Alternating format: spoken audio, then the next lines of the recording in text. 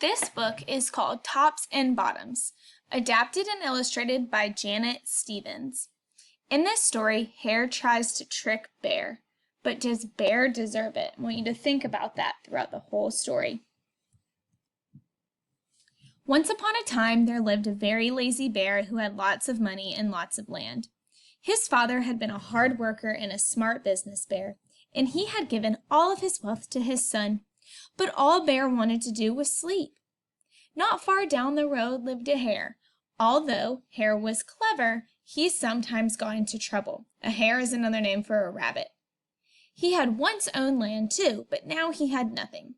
He had lost a risky bet with a tortoise and had sold all of his land to Bear to pay off the debt. Hare and his family were in very bad shape. The children are so hungry, Father Hare. We must think of something, Mrs. Hare cried one day. So Hare and Mrs. Hare put their heads together and cooked up a plan. The next day, Hare hopped down the road to Bear's house. Bear, of course, was asleep. "Hello, Bear! Wake up! It's your neighbor Hare, and I have an idea." Bear opened one eye and grunted. "We can be business partners," Hare said. All we need is this field right here in front of your house. I'll do the hard work of planting and harvesting, and we can split the profit right down the middle." Profit means how much money you make from something. So if he plants these plants and he sells them, like fruits and vegetables, and he sells them, profit is the money that he makes. So he said they'll split it. Yes, sir, Bear. We're in this together. I'll work and you sleep." "Huh?" said Bear. "So what will it be, Bear?" asked Hare. "The top half or the bottom half? It's up to you, tops or bottoms." Let's see," Bear said with a yawn. "I'll take the top half, Hare. Right, tops." Hare smiled. "It's a done deal, Bear." So Bear went back to sleep and Hare and his family went to work. Hare planted, Mrs. Hare watered, and everyone weeded. Bear slept as the crops grew. When it was time for harvest, Hare called out, "Wake up, Bear. You get the tops and I get the bottoms." Hare and his family dug up the carrots, the radishes, and the beets. Hare plucked off all the tops, tossed them into a pile for Bear, and he puts the bottom aside for himself. Bear stared at his pile. "But Hare, all of the best parts are in your half." "You chose the tops, Bear," Hare said. "Now, Hare, you've tricked me. You plant this field again, and this season I want the bottoms." Hare agreed. "It's a done deal, Bear." So basically what's happening is Hare said he was going to do all the work. Now, when you plant things like radishes, beets, and carrots, they grow in the ground. And then you have the stems on the top and the actual food and vegetable in the ground on the bottom. So that's what he's talking about, tops or bottoms. So when Bear says he wants the tops, if you notice over here, it's all green. That's because that's all the stems and the leaves that came from the vegetables. And now Hare gets the bottom of the vegetable, which is the actual vegetable, like the radish and the carrot. And Bear is not too happy, so he says, "Okay, next time, I want the bottom." So Bear went back to sleep, and Hare and his family went to work. They planted, watered, and weeded. Bear slept as the crops grew. When it was time for the harvest, Hare called out, "Wake up, Bear! You got the bottoms, and I get the tops." Hare and his family gathered up the lettuce, the broccoli, and the celery. Hare pulled off the bottoms for Bear and put the tops in his own pile. Bear looked at his pile and scowled. "Hare, you've cheated me again." "But Bear," Hare said, "you wanted the bottoms this time." So just like with the radishes and the carrots, this time it's the opposite. So when you plant celery, broccoli, and lettuce, the tops are the good part. So Bear said, "Well, I want the bottom." Well, the bottom in this case was not the good part, so he's mad. Bear growled, "You plant this field again, Hare. You've tricked me twice, and you owe me one season of both tops and bottoms." "You're right, poor old Bear," sighed Hare. "It's only fair that you get both tops and bottoms this time." "It's a done deal, Bear."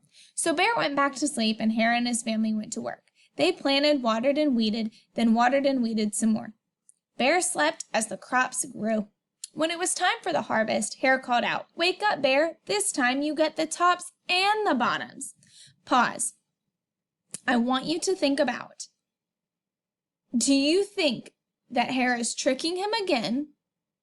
Or do you think that he's actually going to give him something good to eat? So do you think that that both top and bottom is going to be good of whatever vegetable or fruit that he has next? Take a minute, make a prediction. What do you think? He's tricked him up until this point. Do you think he's now going to be nice and actually give him some good vegetables? Or do you think he's tricking him again? There in front of Bear's house lay a high field of corn. Hare and his family yanked up every corn stalk. Hare tugged off the roots at the bottom and the tassels at the top and put them in a pile for Bear. Then he carefully collected the ears of corn in the middle and placed them in his own pile. Bear rubbed his eyes and watched. See, Bear? You get the tops and the bottoms. I get the middles. Yes, sir, Bear. It's a done deal. By now, Bear was wide awake. That's it, Hare. From now on, I'll plant my own crops and take the tops, bottoms, and middles. Hare and his family scooped up the corn and hopped down the road toward home. When you plant corn, the bottom, like it said, the roots go into the ground, so you don't need the bottom. And then the top has some extra leaves called tassels, so you pull those off. So Hare tricked him again, and he got the middle, which was the actual corn, and Bear got the tops and the bottoms, which were useless. Bear never again slept through a season of planting and harvesting. Hare bought back his land with the profit from the crops, and he and Mrs. Hare opened up a vegetable stand. And although Hare and Bear learned to live happily as neighbors, they never became business partners again. So let's take a minute and just talk about this story. So now that the story's over, I want you to think about a few things. I want you to think about, how are Bear and Rabbit alike? How are Bear and Rabbit alike, and how are they different? You can go ahead and pause the video and think about this. How are Bear and Rabbit alike, and Bear and Rabbit different? If you've taken a moment and thought about it and you unpause the video, some things that come to my mind when I think that if they're alike and how they're different, I think that Bear is very lazy. He doesn't like to put in hard work. He got a lot of money from his dad, and so now he thinks that he can just sleep all the time and not have to put in any hard work. But Rabbit loves to put in hard work, and he needs to work for his money. He doesn't have any money because he sold his land. So Rabbit is a very, very hard worker. So that's how they're different.